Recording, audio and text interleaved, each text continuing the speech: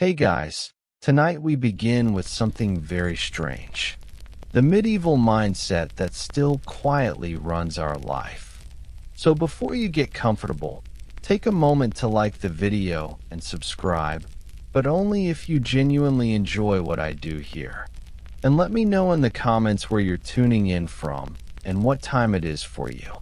It's always fascinating to see who's joining us from around the world. Now, dim the lights, maybe turn on a fan for that soft background hum. And let's ease into tonight's slightly ridiculous journey together. You probably think the 9 to F5 schedule came from the Industrial Revolution, from clever Victorian men in waistcoats calculating the perfect number of working hours before employees started dying. But no, it came from monks. Back in the Middle Ages, monks were the only people organized enough to tell time and irritating enough to make everyone else follow it. Their lives ran on a sacred, endless loop of bells. Morning bells, midday bells, bells for prayer, bells for eating, bells for regretting that you became a monk. It was less a spiritual journey and more a divine alarm system with extra guilt. The day was divided into what they called canonical hours: matins, lords, prime, ter, sex, nun, vespers, and compline, which sounds less like prayer times and more like rejected Harry Potter spells. At every interval, monks would stop whatever they were doing to chant, kneel, or stare blankly into eternity. It wasn't about efficiency. It was about obedience. You weren't supposed to think. You were supposed to synchronize with God, the abbey, and whoever was in charge of the bell tower. And yes, there was always that monk who rang it 2 minutes early just to watch the world burn. Then over the centuries, the world outside caught the contagion.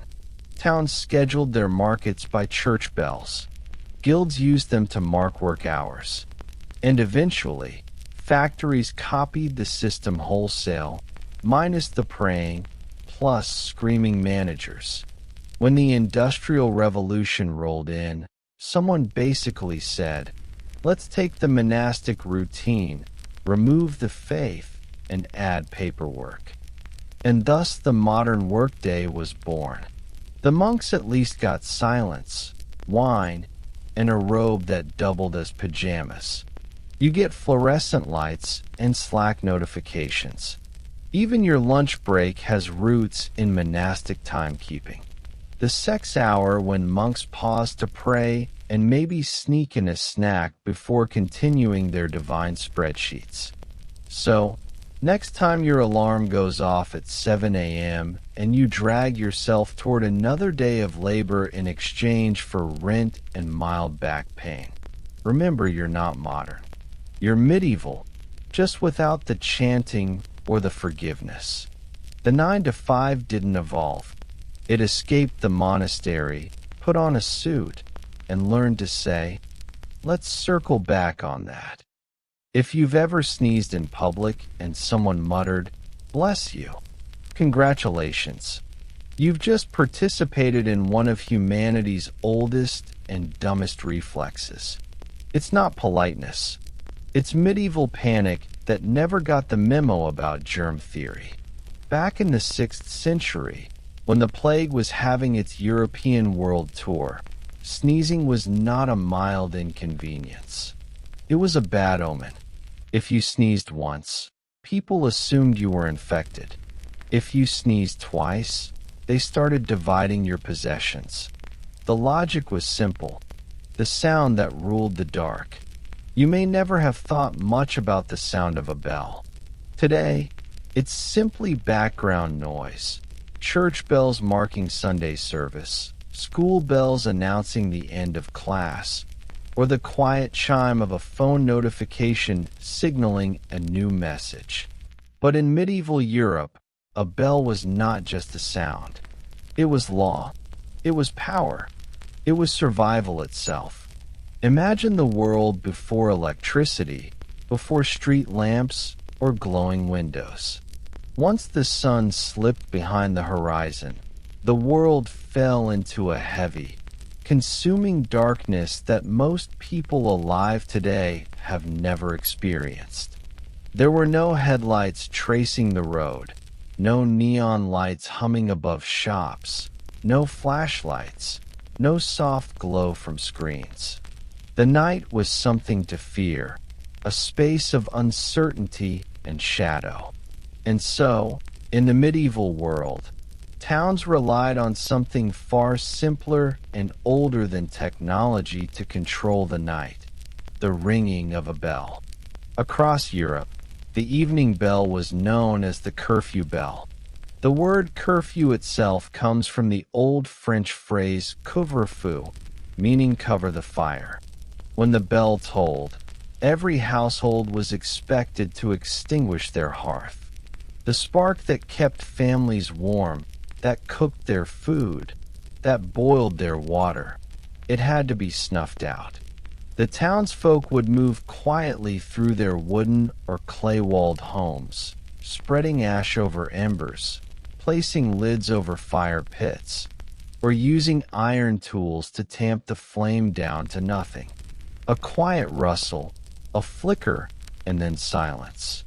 The danger of fire is difficult for the modern mind to comprehend. Today, we have fire-resistant materials, fire departments, sprinkler systems, early warnings, and escape routes. In medieval times, none of that existed. A single spark could engulf an entire town. Houses were built close together, often of timber and thatch, dry, brittle, and dangerously flammable. One mistake could reduce hundreds of lives to ash. And this wasn't a hypothetical fear. Entire cities burned many times throughout European history. London itself caught fire repeatedly long before the Great Fire of 1666. A metal pot left slightly ajar, a gust of wind through a doorway, a bit of hay too close to the hearth. Disaster. So the evening bell became a tool of discipline, a reminder that survival depended on obedience. It was not optional. If the bell rang and you ignored it, the consequences could be severe. In many places, breaking curfew resulted in heavy fines. In others, you could be jailed. In more authoritarian regions, punishment could involve public humiliation, stocks, whipping, or forced labor. In a world where every household depended on the compliance of their neighbors, fire was not just personal carelessness. It was a threat to everyone. But curfews were not only about fire safety. The night was also the domain of crime. Without light, anonymity became a weapon. Thieves worked freely in the dark, and violent acts often went unseen and unpunished.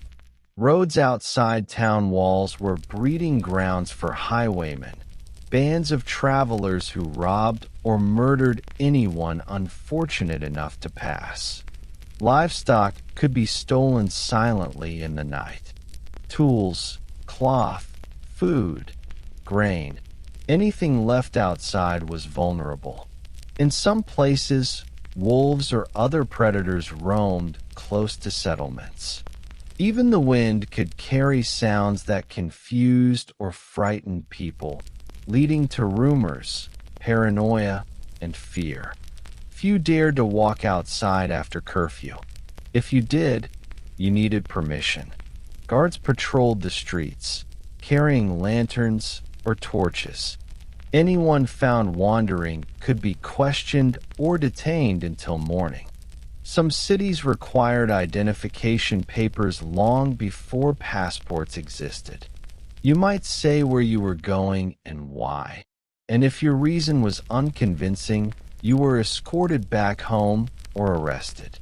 The bell controlled not only fire, but movement, freedom, and behavior. It shaped daily life. And yet, The curfew bell was not only a symbol of control, it was also a comfort. People listened for it each evening, measuring time and sound. Clocks were rare, expensive, and unreliable. The rising and setting of the sun dictated most activities, but the bell gave structure. It told farmers when to return from the fields. It signaled the end of market hours. It ushered people inside their homes where family life continued by quiet candlelight. The ringing was steady, predictable, a sound that reminded people they were part of something larger than themselves. The bell could be heard over great distances, rolling across hills and fields, echoing through valleys and stone streets. For some, the sound meant safety. For others, confinement. For all, control. It may seem strange that a single sound could command the lives of thousands, but the medieval world was not built on personal independence. It was built on survival through unity, through collective decision-making, and through rules that prioritized community safety above individual preference. A bell ringing would remind people that they belonged to a system where obedience and order mattered more than personal freedom. Even today, traces of this rule survive. We do not extinguish our fires at night, but we still honor curfews in schools, on public transit, in prisons, on military bases, even in cities with nighttime quiet laws. Streetlights turn off and on automatically, following a schedule set by someone most of us will never meet. We follow time dictated by clocks rather than sunlight. We obey regulations about noise after certain hours, about fire safety, about public behavior in the dark. The bell has changed shape, but the principle remains. Perhaps what is most remarkable is how such a simple instrument could hold such power for centuries. Yet behind that ringing bell lay a question that few dared to ask aloud. Was the curfew truly about safety, or was it also about control? If people were kept inside and silenced after dark, what conversations were not spoken? What plans were never made? What rebellions were prevented? What might have happened if the bells had never rung? And why, even today, do we still structure our lives around invisible boundaries set long before we were born? When time became a tool of power, you may think of time as something universal, a steady, consistent measurement that exists regardless of human presence. You wake, you work, you rest, and all of it is governed by clocks, by hours, by numbers that dictate your movements without you noticing. Yet in the medieval world, time was not an objective fact. It was a weapon, a privilege, and a form of control wielded by those who ruled. Before mechanical clocks spread across Europe, time was measured through natural rhythms. People worked according to daylight, judged midday by the position of the sun, and rested when darkness swallowed the land. Days were flexible, dependent on seasons rather than numbers. Time expanded in summer and contracted in winter. There was no universal hour to obey, no standardized schedule to follow. Life moved in long, slow waves.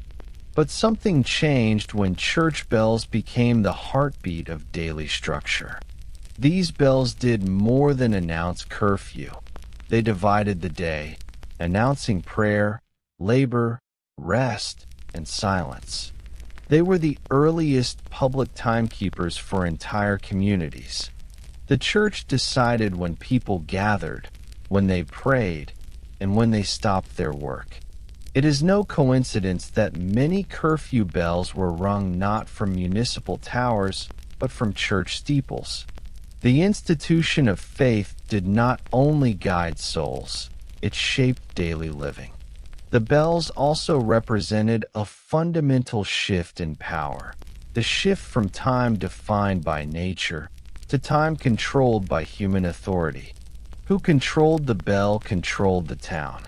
The person responsible for ringing the curfew bell held an important and respected position, known in some regions as the watchman, the bellman, or the beadle.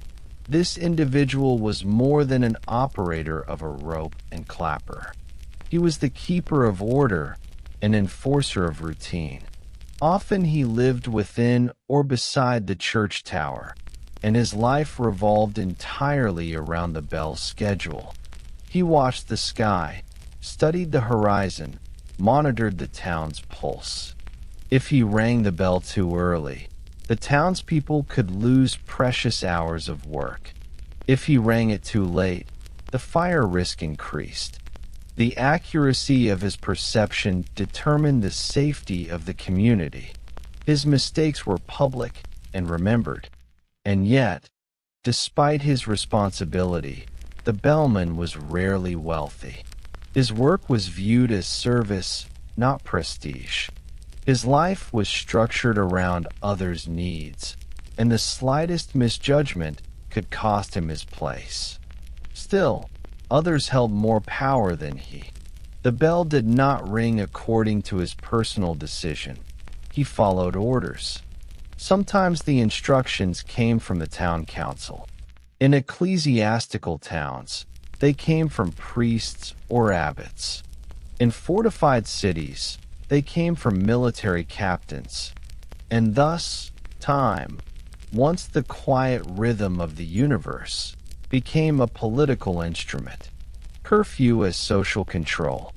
To modern ears, curfew sounds like a precaution, a harmless rule.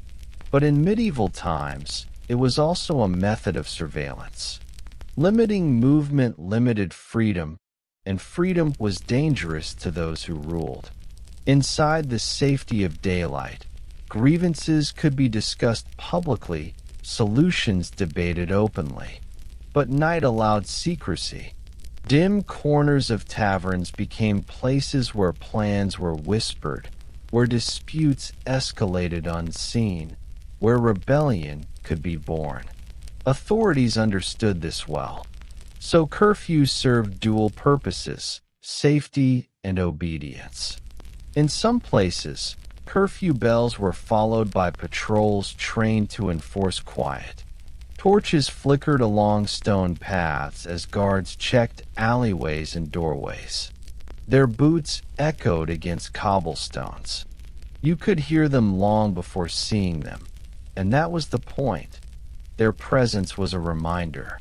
Every citizen was expected to remain indoors. Windows were shuttered, covered by wood or cloth. Candles were placed low so the flame could not be seen through cracks. The town collectively darkened, its sounds muffled. Even animals were expected to settle. Dogs were tied short. Horses were stabled. Bells on livestock were removed so no noise traveled beyond the walls. Humanity disappeared into silence. The cost of breaking curfew. Breaking curfew was not taken lightly. Depending on the region, punishments could be severe. Fines were common, but often impossibly high for peasants who already struggled to survive. A single violation might erase months of savings. For those who could not pay, harsher consequences followed: public beatings, confinement, or forced service.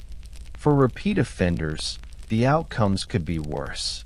In some cities, people caught outside repeatedly were branded criminals, forced to wear iron collars or chains that marked them permanently.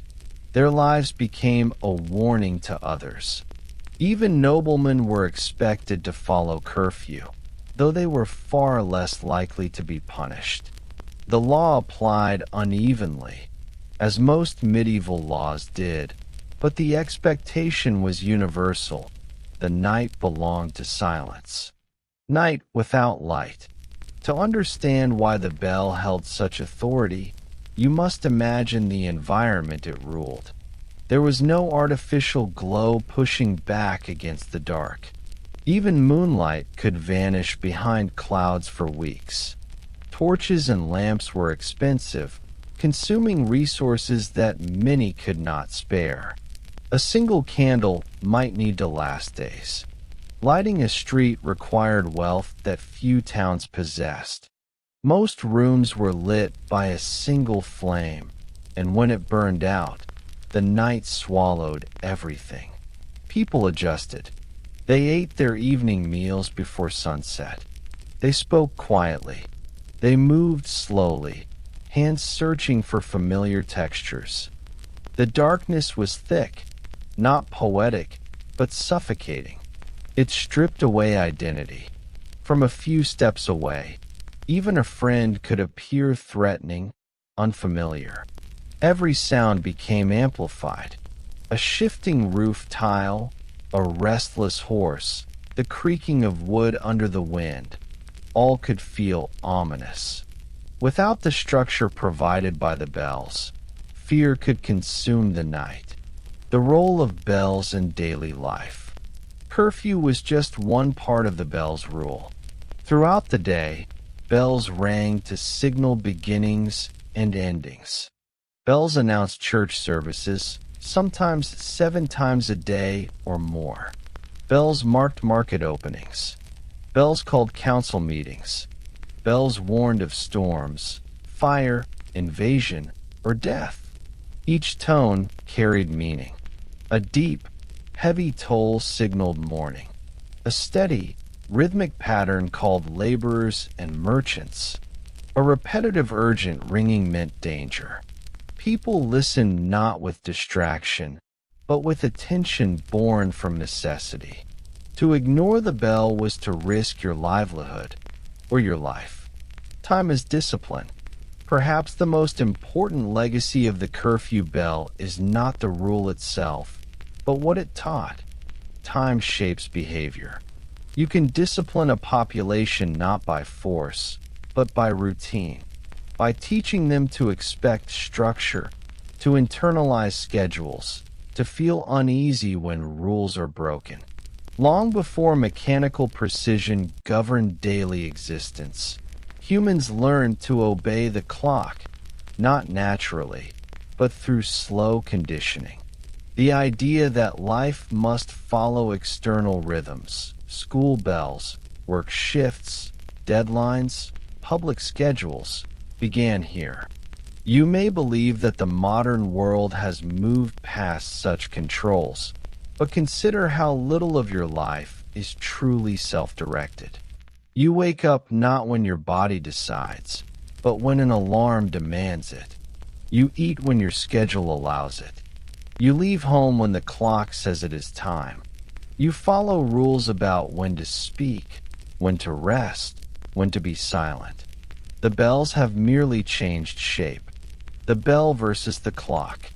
The introduction of mechanical clocks in the 13th and 14th centuries eventually changed everything. At first, clocks were expensive luxuries limited to cathedrals, towers, and wealthy households. They did not display hours as we know them.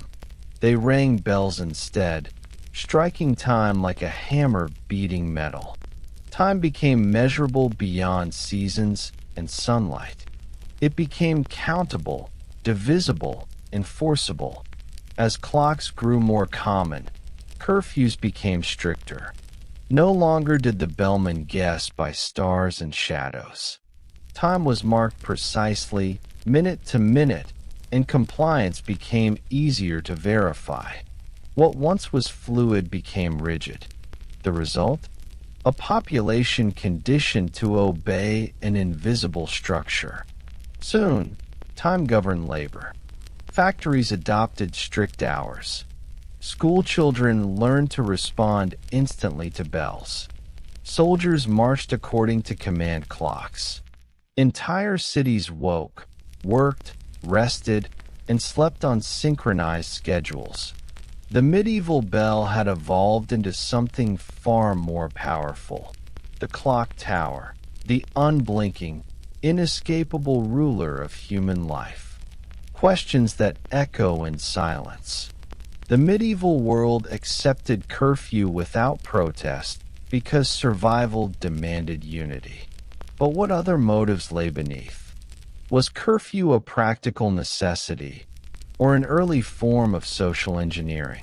Was society protected or pacified? Did bells save lives or suppress voices?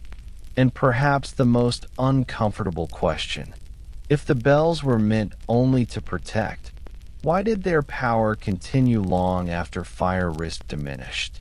Today, curfews exist in many countries, imposed during emergencies, protests, unrest, and war. They silence streets and control bodies. And though we seldom question them, their roots stretch back to those medieval towers, to bells that once cut the night into obedience. As you reflect on the towns that darkened at the toll of a bell, imagine standing in that silence. Outside, the wind bites against stone. Inside, voices fall to whispers. You wait, knowing morning will come, knowing life will resume. But for now, time itself has been commanded to stop. What might have happened if people refused? If they stepped outside, lit their candles brightly, and spoke freely into the night? Would history have unfolded differently? Would the bell still hold power today? The legacy we still live under. When you picture the medieval world, it is easy to imagine a distant time whose rules and customs vanished centuries ago, lost beneath the weight of progress and invention. You may assume that the practices of those early towns, their curfews, their bells, their enforced silences, are curiosities rather than influences. Yet the truth is far more complex. Long after the last curfew bell faded into the air, the systems it built remained, evolving quietly into structures that shape our world today. The medieval curfew was not merely a law. It was an experiment in managing human behavior. It asked a simple question that still resonates across centuries. If you control time, do you control people? The answer became clear as towns transformed into cities, as bells became clocks, and as order became expectation rather than imposition. The transformation of curfew into civic discipline. By the late Middle Ages, curfews had already begun to shift in purpose and meaning. What began as protection against fire and crime slowly evolved into a broader method of social discipline. The evening bell conditioned people not just to put out their hearth or retreat into their homes, but to internalize silent obedience. It was a powerful lesson. Safety required conformity. Trust required compliance. Peace required submission. It became natural to accept that when authority spoke, through a bell, through a guard, through a tower, the proper response was obedience. You can see echoes of this everywhere. Military camps around the world still enforce lights-out policies. Boarding schools and universities enforce quiet hours. Hospitals enforce silence through the night. Apartment complexes and neighborhoods maintain strict noise regulations. Cities impose nighttime restrictions on businesses and public conduct. Each reflects the same principle. The night belongs not to the individual, but to the community's rule. But perhaps the most striking example is found in modern curfews during emergencies, imposed not for fire, but for fear. Governments across centuries have discovered that controlling the night is an efficient way to control unrest. When streets empty, resistance weakens. When voices fall silent, movement struggle. When fear becomes a reason to accept restrictions, compliance becomes voluntary. History repeats the same pattern. The bell rings, and silence follows. The social architecture of obedience. From the beginning, the curfew bell established a hierarchy. Those who controlled the bell controlled the town. Those who enforced curfew controlled movement. Those who obeyed learned their place. Those who disobeyed were punished publicly, not only to correct behavior, but to demonstrate consequences. In this way, curfew became a psychological structure, a lesson in discipline embedded so deeply that it no longer feels like control, but common sense. The medieval world operated on a foundation of interdependence. People depended on one another for survival. A farmer relied on his neighbor to prevent fire. A family relied on guards to prevent theft. A community relied on silence to rest safely. It was not just law, it was life. But dependency breeds vulnerability. If your safety depends on others obeying, then you fear what happens when someone does not. And fear is a powerful motivator. Fear made curfews appear reasonable. Over time, people stopped questioning the bell. It no longer felt like control. It felt like responsibility. The transition was subtle. A rule becomes a habit, and a habit becomes an expectation. The bell becomes the clock. As mechanical clocks spread through Europe, the relationship between time and obedience deepened. The bell no longer served merely as a boundary separating day from night. It became a precise regulator of activity. Bells rang hourly, dividing the day into measurable segments. Monasteries were among the first to adopt complex schedules: prayers at matins, lauds, prime, terce, sext, none, vespers, and compline. At first glance, this appears religious, not pragmatic. But in reality, it created a rhythm that shaped the discipline of work, study, silence, and reflection. Monasteries were the early laboratories of time discipline, centuries before factories existed. As towns grew, they borrowed this structure. Bells announced the opening of markets, the start of labor hours, the closing of gates, the gathering of councils. People came to expect order not only at night, but throughout every moment of the day. Soon, time was no longer natural. It was commanded, and once people accepted that time itself could be controlled, other forms of authority became easier to impose. The disappearance of darkness. The invention of artificial light changed everything. At first, candles remained expensive luxuries. Oil lamps required fuel that poor families could not afford. Torches smoked and sputtered, illuminating little and burning quickly. But over centuries, innovation chipped away at darkness. Whale oil, gaslight, kerosene, and eventually electricity. The night became less dangerous. Wolves retreated. Thieves found less opportunity. People gathered outdoors after sunset. Taverns filled with voices. Streets glowed. The world no longer shrank at dusk. One might expect that curfews would disappear along with the darkness that justified them. But they did not. Instead, curfew laws spread further, to cities, to colonies, to governments seeking control during conflict, to policing systems aiming to manage unrest. The purpose of curfew shifted from survival to governance. Modern echoes of an ancient rule. Consider how common curfews still are today. During wartime, cities impose blackouts and movement restrictions. During unrest or protest, Governments shut down streets. During pandemics, curfews limit social gathering. Minors in many countries must obey youth curfews. College dormitories enforce locked doors after certain hours. Public transportation systems shut down late at night.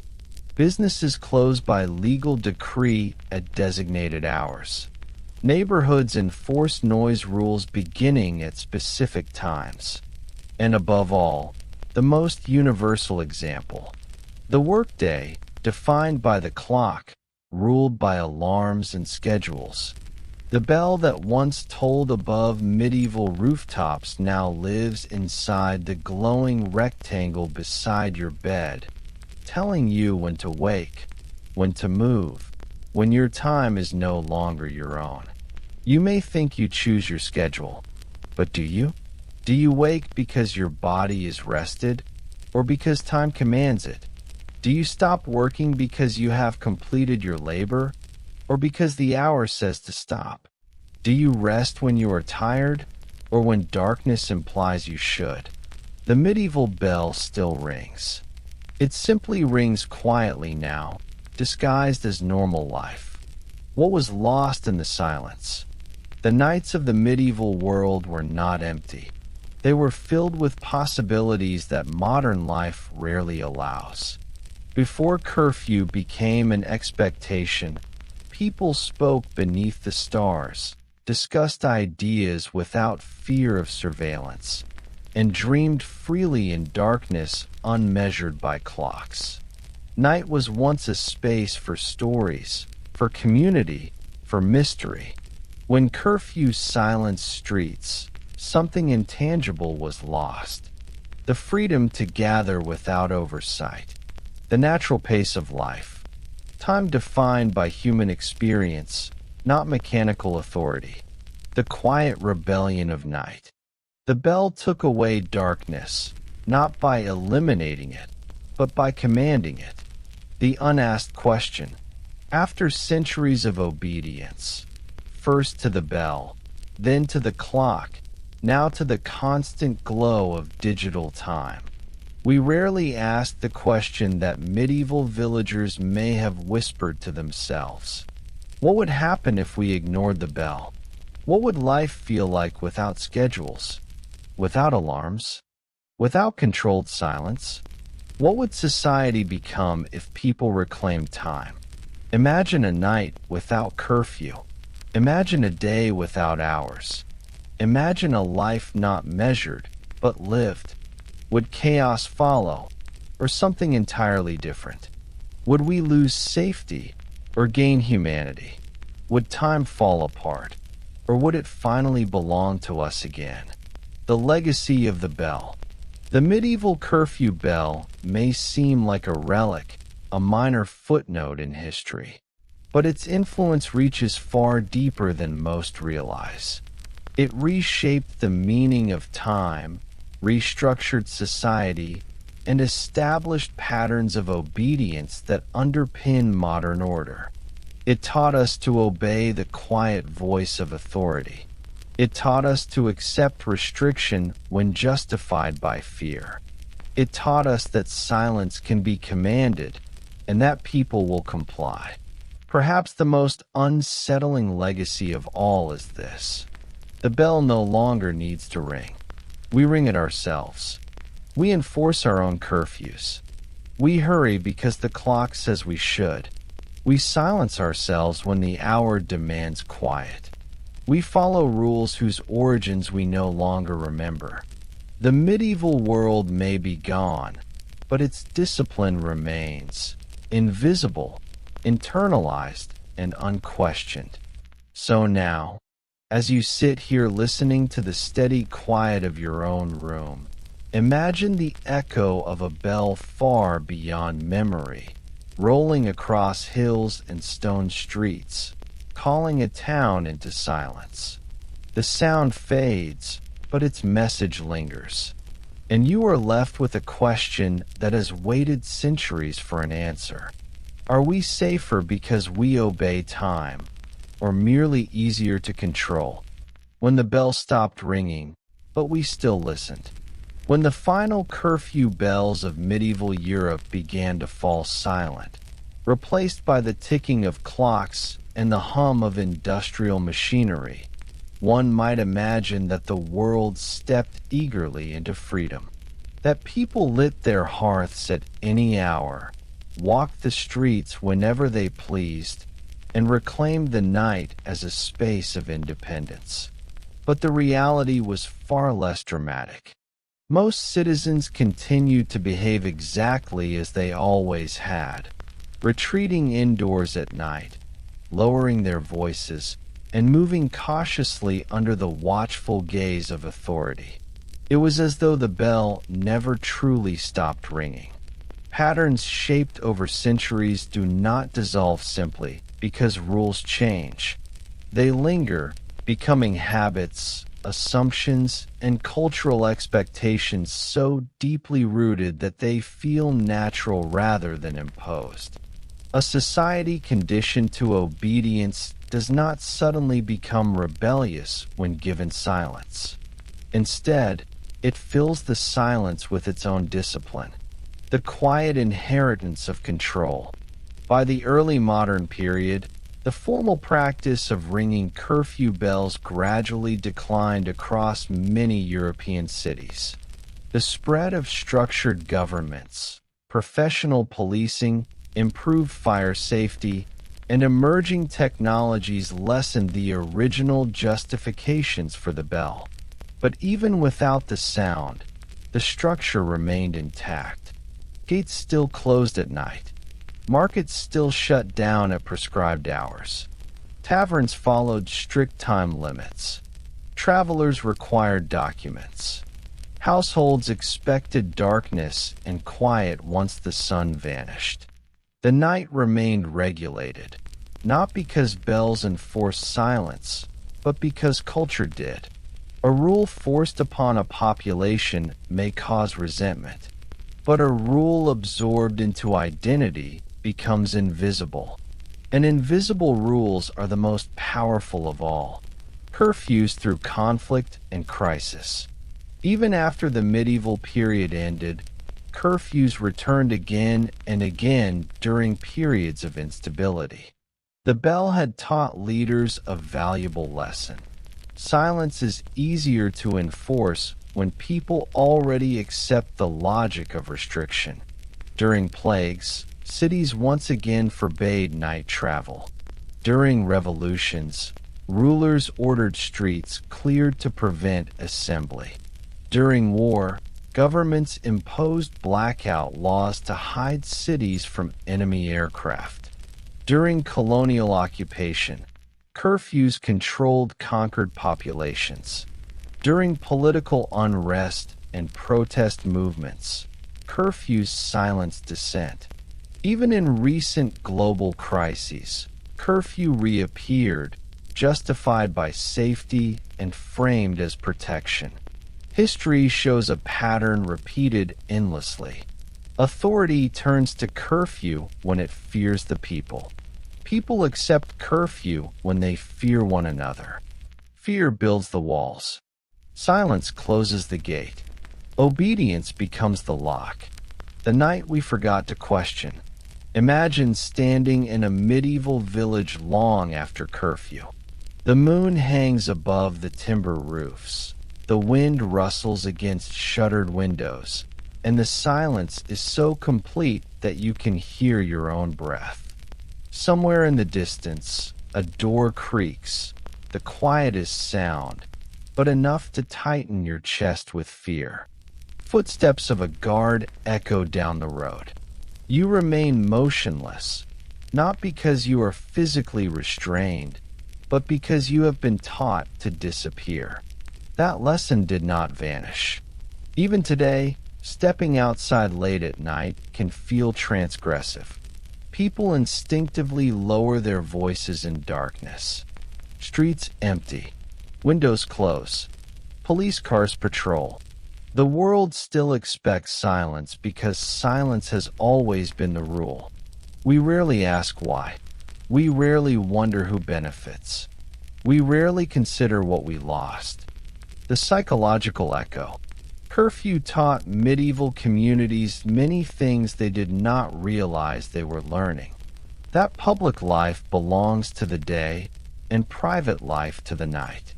That darkness is dangerous and should be avoided. That silence is virtue and noise is suspicion. That authority has the right to decide when life begins and ends each day. That obedience ensures safety and questioning invites risk. These principles outlived the bell.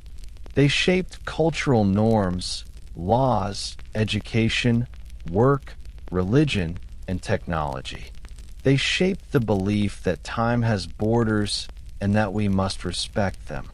They shaped the quiet acceptance that our lives can be restricted without our consent.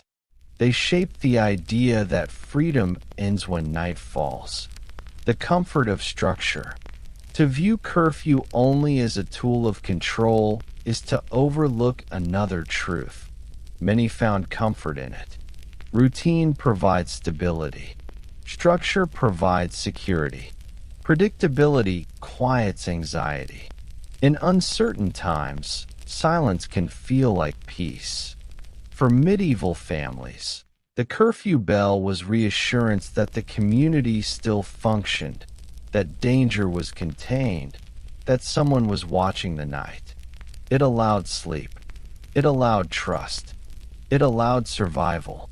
And perhaps this is why modern societies still cling to echoing versions of curfew, not because they are forced to, but because they want to. We are creatures of rhythm, shaped by the beats of bells long gone. Freedom is loud, unpredictable, and unsettling. Order is quiet, consistent, and safe. People crave safety more than autonomy. When the bell became internal, at some point, a moment historians can never precisely identify, the bell ceased to be external and became something inward. People no longer needed sound to know when to retreat. They felt it. And once the rule became internal, the bell was no longer necessary. The most powerful systems do not require enforcement. They require acceptance. You do not need a bell to tell you when to wake. Your alarm is automatic. You do not need a guard to tell you to rest. The clock tells you to stop. You do not need permission to move. You seek it voluntarily. Time became self-governance. The bell became thought. The question we still do not answer. If silence was born from survival, and survival shaped society, then what becomes of the world when survival is no longer threatened? Should we still obey the rhythms imposed centuries ago? Rhythms designed for a world that no longer exists? Should we still silence the night? Should we still surrender time to authority? Should we still obey without questioning why? Returning to the moment the bell rang. To understand the legacy of the medieval curfew bell, you must imagine yourself standing beneath its sound. Feel the vibration in your chest. Watch the smoke of your hearth fade into darkness. Hear the final footsteps on the stone path. The bell rings once, then twice, then 3 times, fading slowly into silence. You close your door because the bell tells you to. You blow out the candle because the bell warns you to. You sit in silence because the bell expects you to. And as you wait, in that thick and breathless darkness, a question forms, quietly, privately, dangerously. Who would I be if I stepped outside? That is the question the curfew bell carried for centuries, echoing through every silent night, whispering to every heart that wondered what life would look like without boundaries. It is a question that remains unanswered, not because it is difficult, but because it is unasked. What we carry forward. Even now, the echoes remain. Night feels restrained. Freedom feels structured. Time feels owned. Silence feels required. And we continue to obey, not because the bell commands us, but because we have forgotten that we can refuse. Perhaps one day, someone will step into the night without waiting for permission. Perhaps one day, people will rediscover what the medieval world abandoned, the night not as danger, but as possibility. Perhaps one day, the last echo of the bell will fade. Until then, we live inside its silence. The loaf that fed a civilization. You may not think twice when you walk into a store today and purchase a loaf of bread. You pick it up, inspect the crust, maybe check the price or ingredients, and then move on. It is a small decision, almost invisible, lost in the ordinary rhythm of modern life. Bread is commonplace, accessible, and taken for granted. It is simply there, waiting on shelves, predictably soft or crisp, consistently shaped, priced by the ounce, and bound by safety rules that you never see. But in the medieval world, bread was not simply food. It was survival. It was economy. It was politics. And it was power. Bread determined whether a family lived through the winter. It dictated social hierarchies, ignited riots, inspired revolutions, and shaped laws that echo into the present day. In towns and cities across medieval Europe, regulations surrounding bread were among the strictest, most detailed, and most passionately enforced rules in public life. In many places, breaking bread laws was treated with more severity than theft, assault, or fraud. The story of medieval bread is not a story about cuisine. It is a story about control, of hunger, of fairness, of expectation, and how governments, long before modern democracy, discovered that the easiest way to rule a population was through what they ate. Bread as the core of life. To understand why bread was so important, you must step into the medieval marketplace. Imagine a narrow stone street, damp from morning fog, lined with wooden stalls.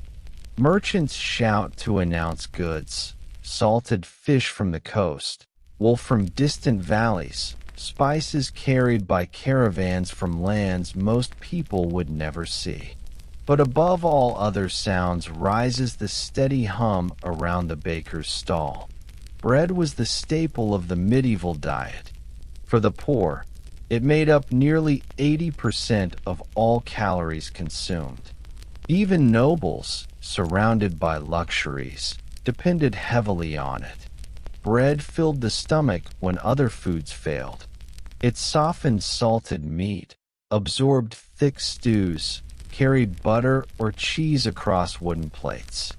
A day without bread was a day without sustenance. Because of its necessity, bread had a symbolic weight unlike anything else on the medieval table. It was associated with religious ritual, with social dignity, and with communal identity. Bread was holy, practical, and emotional all at once. It was the one thing that could not be denied. So when bread was scarce, people did not complain. They revolted. When bread became expensive, they protested. When bread was corrupted, they rioted. Kings could raise taxes and survive. They could lose wars and retain loyalty. But if they failed to ensure bread, they lost everything. No ruler could ignore hunger. The bakers who held power. Bakers seem like unremarkable figures in history. Artisans rather than authorities, working quietly before dawn, covered in flour. But in medieval towns, bakers occupied a strange position, essential, respected, and heavily monitored. Unlike other merchants, bakers could not freely set their own prices. They were legally bound by local councils, guild regulations, and national decrees that dictated not only the cost of bread, but its weight, its ingredients, and even the shape and size of each loaf. The goal was simple: prevent exploitation. If bakers raised prices unfairly or reduced quantity, the poor starved. If loaves were stretched with fillers like sand, chalk, or sawdust, a surprisingly common fraud, the consequences could be deadly. So bakers became the most watched, measured, and punished tradespeople in the medieval economy. The Assize of Bread, the first consumer protection law. One of the most influential bread laws was the Assize of Bread in 13th century England. It established strict rules governing the quality, weight, and cost of bread based on the fluctuating price of wheat. Unlike today's currency-based pricing, bread cost was calculated by grain availability. When the harvest was poor, bread shrank rather than rising in price, because profit was forbidden on basic food. Officials called ale conners or bread weighers patrolled shops, carrying standardized balances to measure loaves. They inspected bakehouses, searched for illegal ovens, and checked dough purity. Failure meant punishment that was deliberately public.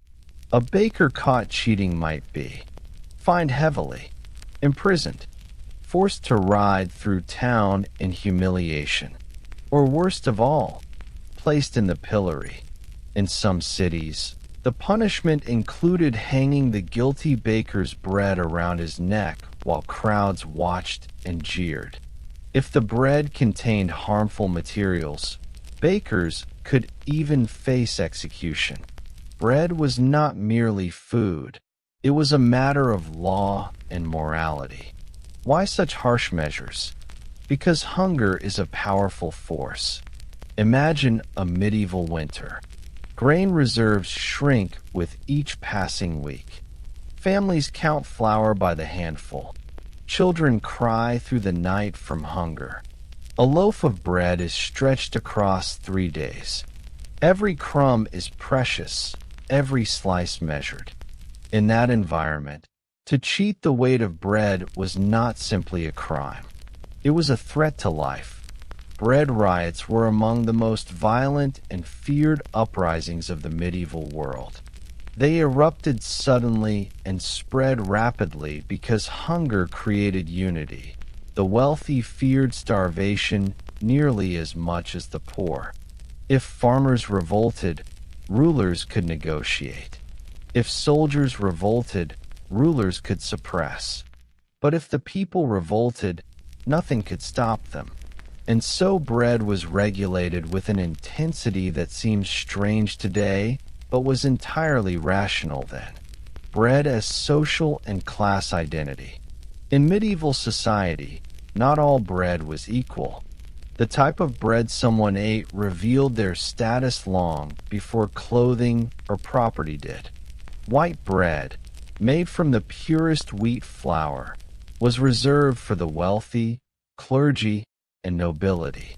Rye or barley bread fed the working population. Black or bran bread sustained the poorest peasants. Maslin bread, a mix of several grains, was survival food during shortages. Bread marked who you were, where you belonged, and what you could demand from the world. A nobleman might show off wealth by offering white loaves at a banquet. A peasant might feel pride when serving slightly lighter bread during good harvest years. In times of famine, even the wealthy lowered standards, a humiliating symbol of shared desperation. The hierarchy of bread reflected the hierarchy of life. Beyond food, bread as spiritual meaning. Bread also lived at the heart of medieval religion. The Eucharist, communion, used bread to represent the body of Christ. This made bread sacred, not merely physical. It carried moral expectation. To adulterate bread was to contaminate something holy. To distribute bread was to demonstrate charity. To waste bread was sin. Bakers worked under spiritual pressure, as communities viewed them not only as craftsmen, but as guardians of purity. Even the language we still use today reflects this reverence. The phrase breaking bread means unity, peace, and communion. All of this combined to make bread one of the most tightly regulated products in medieval society, and the first food item in history to be controlled at a national level. The legacy we still carry. Many modern laws trace their origins to these medieval bread regulations. Consumer protection standards, food safety inspections, weight and measurement laws, requirements for ingredient labeling, punishments for market fraud, public food subsidies, price stabilization policies.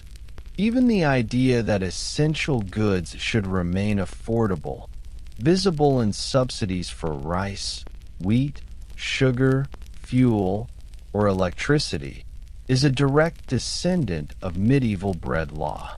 When you read a label, trust a price, or rely on health standards, you are living inside the legacy of medieval bakers. The question at the heart of bread. Behind every loaf in the medieval marketplace was a silent conflict between authority and hunger. Governments wanted stability. People wanted survival. Bakers stood at the center, carrying responsibility heavy as the stone mills that ground the flour. And yet, a problem remained. For all the rules, all the inspections, all the punishments. Could law truly prevent hunger? What happened when famine struck anyway? When grain shipments failed? When war blocked supply? When weather destroyed crops? When desperation replaced patience? What did people do when bread disappeared? The answer shaped nations, toppled kings, and rewrote history.